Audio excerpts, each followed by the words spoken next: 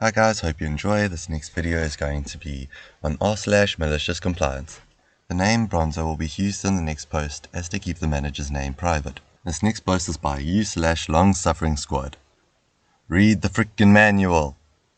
I was young, working in a quasi-office environment, and obsessed with following the rules. For the past few years I'd been there, how we worked had drifted further and further away from what the company manual described, becoming more pro-business and less pro-worker. Being young and naive, I pressured my manager to update the manual to match our working environment, and was ignored also our thoughts. It came to pass that my immediate manager, Bronzo, was going on a week-long vacation, and I, as a senior team member, was left in charge. I asked for instructions and was told just read the freaking manual. Bronzo had become irritated by my constant nagging about the manual, and giving me extra work of supervising was his way of punishing me. Bronzo, you see, had never bothered to familiarize himself with what the manual actually said. The team had a field day. Well, field week. Never was a group of people so happy to be managed by such a retentive, by-the-book, stick-in-the-mud like me, because I made sure to follow the manual to the letter. Well, to the typo. The biggest thing was approving of bonuses. The acting manager was allowed to award a certain amount of both reward and encourage team members to go above and beyond. The bonus had mostly fallen by the wayside, but was still an official policy, and everybody else went home that week with a comfortable padded paycheck. The rules did not allow me to approve my own bonus. Upon Bronzo's return, management quickly clawed back all the changes I had made, but 6 months later they finally came through with an official change in the local version of the manual. They couldn't discipline me. I had, after all, only followed the official company policy, but I was never put in a management position again. I consider that a win-win. This next post is by Yeah, I don't know what to make of this name. Abracadoodle is now on your screen. You make what you will. You're not paying me fairly for company use of my vehicle? Okay. I used to work for a Dutch tech company, Techco, that paid 19 CT per kilometer when I traveled by my own car to customers. After a year of doing so, I calculated the real cost, 32 CT per kilometer, versus the money I had gotten. I had found out I was over 2,000 euros at loss. I did not want to continue like this, talked to my manager about it and asked for a better compensation deal. But there was no deal to be made.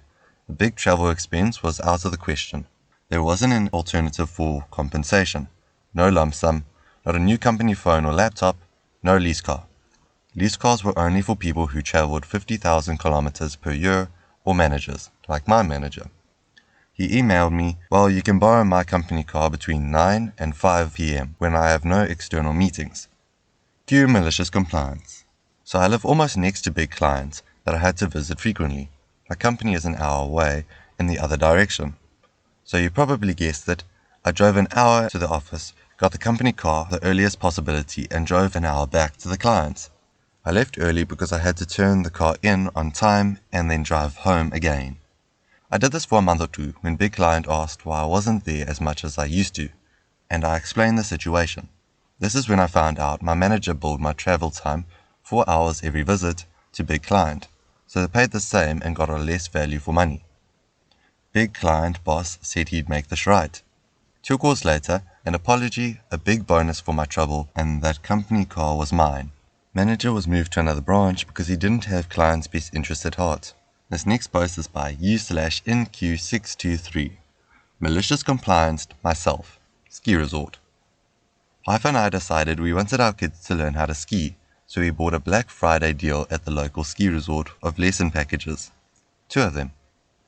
They came with 5 lessons, rentals, half-a-day passes, and a full season pass after the lessons to the resort for like $500 for kids. It was a good deal.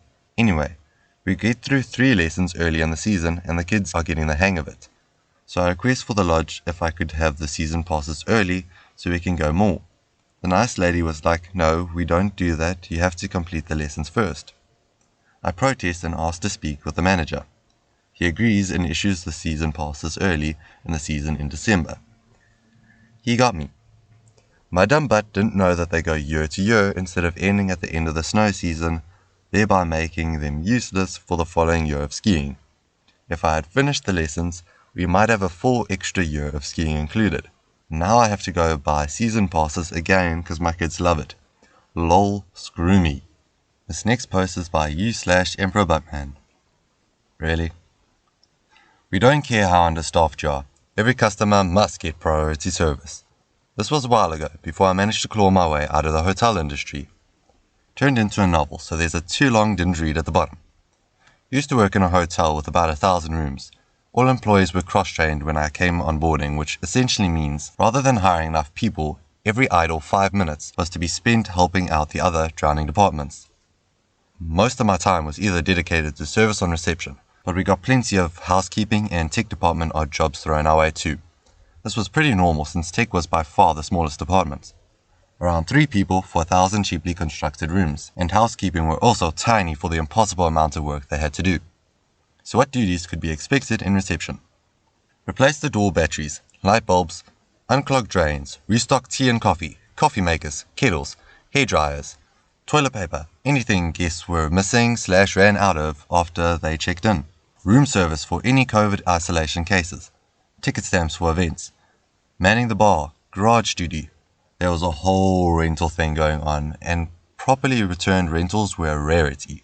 Anything else that was flung at us with the label urgent, like room tours, occasionally even making our own staff lunches. Ignoring our repeated requests to cut down on the number of available rooms until we had enough staff to actually provide the service we were advertising.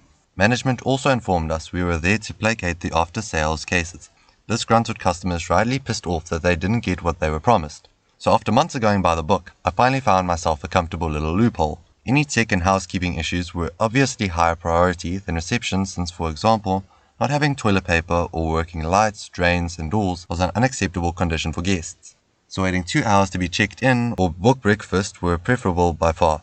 Having 2 to 3 reception on shift to man 3 phones, email, scanners and printers for guest registration. Yeah, we still had one foot in the 90s. And troubleshoot reservations. One of us would be on the desk checking people in. If another was available, they'd be on digital responses, just taking one call after another while working through emails. And I would take every single tech and housekeeping job that came. If any of us received complaints, we'd explain the situation. I'm sorry, but there is currently an emergency, insert technical issue here, that will have to take priority. If you'd be so kind as to wait in line until my colleagues come back, he'll see you upon his return. I'm pretty resilient when I don't give a fuck anymore, so I told them to put any difficult guests in my line too, unless their problem was high priority. Whenever I got back, I'd have 30 minutes to 2 hours to work through the line before the next thing would come up, and I'd apologetically leave. When they'd demand an explanation or just start yelling, I'd simply explain our duties and say I fully agree that this is not comfortable conditions for guests to be in, and they in turn would agree that providing toilet paper and other essential needs to come first. Naturally, waiting to provide all customers with the tools to improve their future experience, I also rounded off these kinds of conversations with a warm thank you and an if you can think of any suggestions that might improve you and other guests' future experience here, please let us know on TripAdvisor. Feedback of any nature is always valuable to us. Reviews came flooding in that were either talking about a massive dip in quality or how understaffed/poorly managed the place was. But funnily enough, I never heard one bad word against the staff. Management didn't make a big change in the hiring policy, so I eventually left. But last I heard, almost everyone had quit not long after I did, and the place has since rebranded, presumably to get away from the rating that had dropped a couple stars. Too long, didn't read. We get a shitload of duties from other departments thrown at us. These duties were higher priority, so instead of cramming them into our already full workload, I just dropped whatever I was doing, encouraged my colleagues to continue about their shift, and send the complaints my way. My duty to the guest experience allowed me to inform them that they could rate since it was the only thing that might bring actual improvement to the quality of their next stay. Trash guest experience, trash reputation. This next post is by u/under_Mifflin_paper. Won't pay allowance? Then fly me home. Man, I have a million of these stories. Basically my whole trade life. Let me know if you want more or to piss off. Story. Once I bought electrical substations in Australia. These jobs were mostly away from home and included some hefty tax-free allowances. We would typically be there for a short amount of time and have to pay short-term accommodation costs, which were high, in motels and eat in restaurants/get takeaways as there were no kitchens. The rate was 130 a day, 910 a week, and the incentive was that you could keep whatever you don't spend. Enter the project manager. You only work 5 days a week, so you only get paid for 5 days of allowance. Okay, PM. Then what happens on the weekend when I'm still in a motel 7 hours drive from home? Not my problem. I ring a head office in front of PM and say I'm going to need a taxi to the airport on Friday, flight and taxi home in the city, and then return journey on Monday, which means I should get on site at lunchtime on Monday. PM gets pissed and tries to have his cake and eat it. Head office asks PM what the fuck he's thinking, as standard protocol is to pay weekends and maximize time on site. PM did not want to pay OP. Long story short is I get 7 days allowance, meet a mature age apprentice on site and offer to pay half his and his girlfriend's rent, $200 a week. They both don't get paid much, so I also buy half the groceries, resulting in a cheap rent, cheap well-prepared meals, and somewhere to chill when I'm not working. Special bonus story. The site was actually 2 sites, and I was running the bigger one as it was less complex, and the foreman was running the other one. Every Saturday we would collect a few dollars each and put on a barbecue at each location. Foreman was tight as F, and used to buy cheap meat and buns for his side. I used to reach into my own pockets to make up the difference and get the apprentice to buy top quality eye fillets and nice fresh bakery buns, avocado and all the trimmings. Everyone would then come back to the big site, mine, for the Saturday safety meeting. Other site teams would see leftover eye fillets, smashed avocado spread, drinks in ice, while the big site guys are sitting staring under their 2 eye fillets, burgers and soda. Cue other foremen getting shit for buying cheap meat and no salad/sauce. Good times. Seriously, that site was stressful as shit. These small things gave the team laughs and took pressure off. Hey guys, thank you very much for watching. Hope you guys enjoyed, and here's some other videos I think you'll enjoy.